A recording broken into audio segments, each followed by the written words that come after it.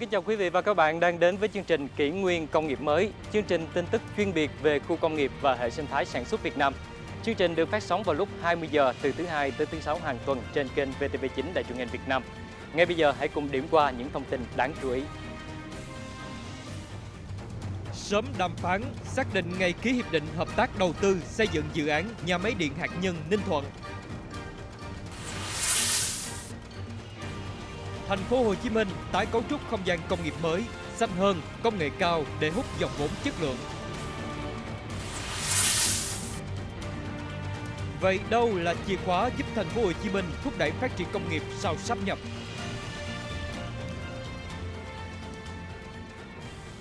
Triển khai nghị quyết số 189 của Quốc hội về một số cơ chế chính sách đặc biệt đầu tư xây dựng dự án nhà máy điện hạt nhân Ninh Thuận, Thủ tướng Phạm Minh Chính vừa yêu cầu Bộ Công Thương chủ động phối hợp với các bộ ngành xử lý công việc theo thẩm quyền, sớm xác định ngày ký hiệp định hợp tác đầu tư xây dựng nhà máy với phía đối tác.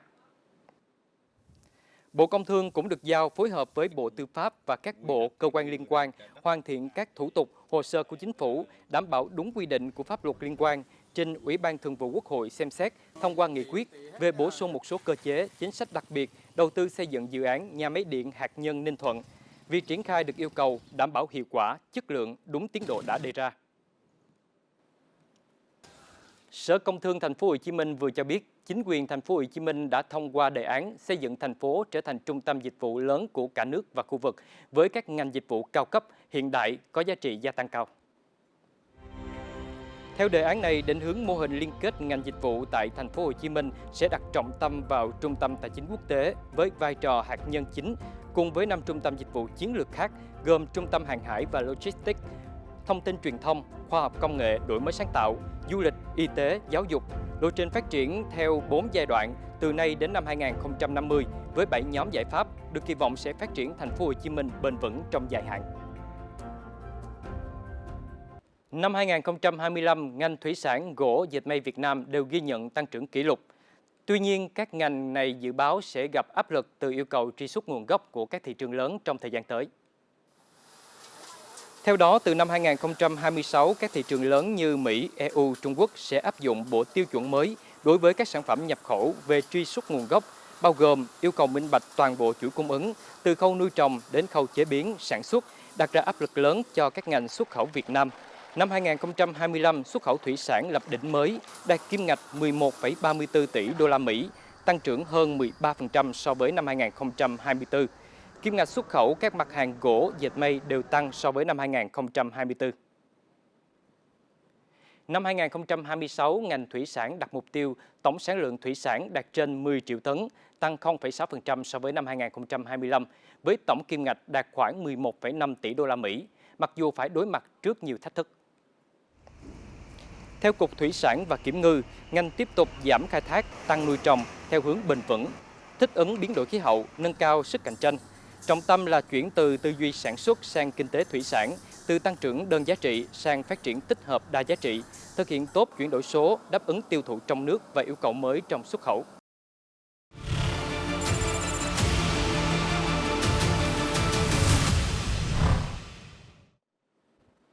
Sau sáp nhập, Thành phố Hồ Chí Minh bước vào chu kỳ tái cấu trúc sâu về công nghiệp và thu hút đầu tư. Không chỉ gia tăng quy mô quỹ đất, thành phố đang chuyển mạnh sang mô hình công nghiệp thế hệ mới, xanh hơn, công nghệ cao hơn và gắn chặt với liên kết vùng để thu hút đầu tư chất lượng cao. Doanh nghiệp đến từ Mỹ này cho biết sẽ nâng vốn đầu tư, mở rộng nhà xưởng tại một khu công nghiệp ở phường Bình Dương, Thành phố Hồ Chí Minh. Bởi sau sáp nhập, vị trí này thuận tiện giao thương và đáp ứng tiêu chí khu công nghiệp xanh mà doanh nghiệp đang hướng tới. Chúng tôi ưu tiên lựa chọn đầu tư tại các khu công nghiệp xanh, ứng dụng công nghệ cao, đáp ứng các yêu cầu phát triển bền vững của doanh nghiệp trong thời gian tới. Sau sáp nhập, một mô hình hệ sinh thái công nghiệp tích hợp vùng đang dần hình thành, với Thành phố Hồ Chí Minh đóng vai trò trung tâm đổi mới sáng tạo và dịch vụ, khu vực Bình Dương là vùng sản xuất, còn Bà Rịa Vũng Tàu đảm nhiệm logistics và cảng biển, giúp doanh nghiệp giảm chi phí, rút ngắn chuỗi cung ứng và nâng cao khả năng cạnh tranh. Các khu công nghiệp cũng không ngừng đầu tư đổi mới từ truyền thống sang mô hình hiện đại, thân thiện với môi trường để đáp ứng yêu cầu ngày càng cao của nhà đầu tư. Trong các cái bất động sản khu công nghiệp của chúng tôi đã tăng cái tỷ lệ cây xanh và tiến tới là các cái trung tâm sản xuất bán dẫn cũng như sản xuất điện tử trong 5 tới 10 năm nữa ở Việt Nam. Thì chúng tôi đang chuẩn bị các cái quỹ đất cũng như là chuẩn bị các cái mô hình mà phát triển để phục vụ cho các cái nhu cầu trong tương lai. Thành phố Hồ Chí Minh đang rà soát quy hoạch với mục tiêu đảm bảo quỹ đất phù hợp cho giai đoạn tới. Dự kiến có khoảng 150 khu công nghiệp, diện tích khoảng 50.000 ha, tỷ lệ lấp đầy hơn 75%, hầu hết là các doanh nghiệp có vốn đầu tư trực tiếp nước ngoài, FDI. Riêng giai đoạn 2026-2030, thành phố sẽ phát triển thêm quỹ đất khoảng 16.000 ha để sẵn sàng thu hút các nhà đầu tư mới. Năm 2026 đặt cái mục tiêu tăng trưởng GRDP hai con số là khoảng trên 10%, thì trong đó cái chỉ số sản xuất công nghiệp IIP là tăng 10%, còn thu hút FDI vào công nghiệp chế biến chế tạo cũng như là công nghệ cao sẽ tăng trên 15% so với năm 2025. Ngoài ra thì cũng sẽ tập trung hoàn tất quy hoạch lại toàn bộ cái không gian công nghiệp, logistics và năng lượng trên phạm vi thành phố mở rộng. Việc mở rộng Thành phố Hồ Chí Minh không chỉ làm thay đổi bản đồ hành chính mà quan trọng hơn là tái định hình không gian phát triển công nghiệp và đầu tư của toàn vùng kinh tế trọng điểm phía Nam. Thách thức vẫn còn, nhưng cách tiếp cận mới cho thấy Thành phố Hồ Chí Minh đang đi theo hướng chọn lọc, bền vững và có chiều sâu hơn trong phát triển công nghiệp.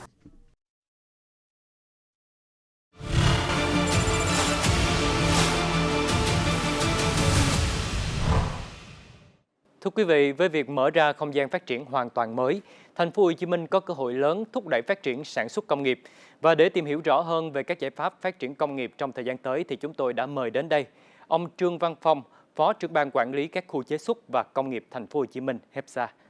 Đầu tiên xin được chào ông Phong và cảm ơn ông đã dành thời gian tham gia chương trình lần này. Ông có thể cho biết là để đón đầu làn sóng đầu tư nước ngoài mới thì công tác quy hoạch khu công nghiệp cho giai đoạn phát triển mới của Thành phố Hồ Chí Minh đang được triển khai như thế nào không ạ? Trong cái quy hoạch phát triển công nghiệp,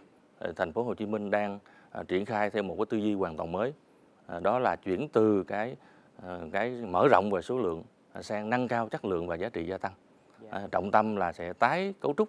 để chuyển đổi các khu công nghiệp hiện hữu và gắn với phát triển các khu công nghiệp thế hệ mới, gắn với cái đổi mới sáng tạo, công nghệ cao. Và trong cái quy hoạch phát triển khu công nghiệp của thành phố sẽ gắn kết trong cái không gian phát triển chung của vùng, kết nối chặt chẽ với lại cái hạ tầng về giao thông, cảng biển, logistics. Đây là những cái bước chuẩn bị hết sức quan trọng để đón đầu cái dòng vốn FDI có chọn lọc, quy mô lớn và phát triển bền vững. Ưu tiên công nghiệp sạch, khu công nghiệp sinh thái đang là trọng tâm phát triển của Thành phố Hồ Chí Minh. Vậy thì các khu công nghiệp tại Thành phố Hồ Chí Minh đang có những bước chuyển như thế nào để thực hiện định hướng này ạ? Các khu công nghiệp của Thành phố Hồ Chí Minh hiện nay cũng đang từng bước chuyển đổi sang cái mô hình là phát triển công nghiệp xanh, sạch và tuần hoàn. Cụ thể là sẽ nâng cái chuẩn của cái hạ tầng về môi trường, kiểm soát được cái phát thải, sử dụng hiệu quả năng lượng, thúc đẩy cái tái sử dụng tài nguyên và khuyến khích các doanh nghiệp thực hiện cái mô hình cộng sinh công nghiệp. Chúng tôi cũng đã phối hợp với tổ chức UNIDO, JICA cũng như Ngân hàng Thế giới để triển khai thí điểm khu công nghiệp sinh thái ở cả 3 cái khu vực. Thì riêng cái khu công nghiệp chuyên sâu Phú Mỹ thì chúng tôi đã nộp hồ sơ ra Bộ Tài chính để xem xét công nhận đạt chuẩn khu công nghiệp sinh thái. Có thể sẽ nói sắp tới nếu Bộ Tài chính mà công nhận cái khu công nghiệp chuyên sâu Phú Mỹ 3 đạt chuẩn khu công nghiệp sinh thái thì đây sẽ là khu công nghiệp sinh thái đầu tiên của cả nước. Nó sẽ có tác dụng định hướng cho cái quy hoạch và phát triển các khu công nghiệp của Thành phố Hồ Chí Minh trong tương lai. Dạ, vậy thì với việc mở rộng bản đồ hành chính thì Thành phố Hồ Chí Minh tái định hình không gian phát triển công nghiệp và đầu tư của toàn vùng kinh tế trọng điểm phía Nam như thế nào ạ? Thành phố Hồ Chí Minh sẽ tập trung phát triển các khu công nghiệp công nghệ cao, các trung tâm logistics, trung tâm tài chính, đổi mới sáng tạo. Thì hiện nay Ủy ban Thành phố Hồ Chí Minh cũng đang chỉ đạo và giao cho tập đoàn Bicamed là nghiên cứu để xây dựng cái đề án xây dựng cái đô thị khoa học và công nghệ ở khu vực phía Bắc của Thành phố Hồ Chí Minh, cụ thể là khu vực tỉnh Bình Dương cũ trước đây. Thì có thể nói với cái định hướng này sẽ tạo ra một cái không gian phát triển công nghiệp liên kết vùng, có cái phân vai rõ ràng, giảm cái áp lực cho nội ô và nâng cao cái tính cạnh tranh cho cả cái khu vực. Dạ, một lần nữa xin được cảm ơn ông Phong đã dành thời gian tham gia chương trình lần này. Thưa quý vị, sau sáp nhập với quy hoạch bài bản và định hướng chọn lọc, Thành phố Hồ Chí Minh đang từng bước tái cấu trúc không gian công nghiệp theo hướng bền vững và giá trị cao. Đến đây thì chương trình Kỷ nguyên công nghiệp mới xin được khép lại. Xin cảm ơn quý vị và các bạn đã quan tâm theo dõi. Kính chào tạm biệt và hẹn gặp lại.